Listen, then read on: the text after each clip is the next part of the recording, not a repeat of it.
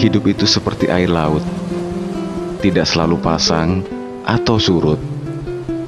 Terlihat tenang, tapi menyimpan banyak kemungkinan. Carilah dia yang tetap menggenggammu erat saat badai tengah bertiup hebat, yang tetap memandangmu indah meski kamu sedang di titik terendah.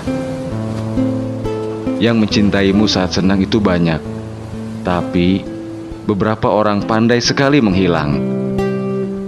Yang paling berharga adalah dia yang tetap bertahan, sesulit apapun cerita yang harus kamu perankan.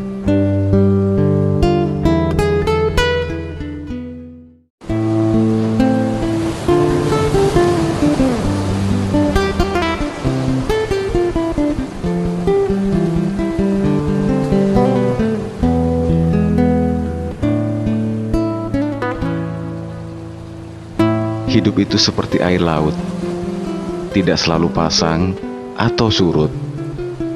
Terlihat tenang, tapi menyimpan banyak kemungkinan. Carilah dia yang tetap menggenggammu erat saat badai tengah bertiup hebat, yang tetap memandangmu indah meski kamu sedang di titik terendah. Yang mencintaimu saat senang itu banyak, tapi beberapa orang pandai sekali menghilang.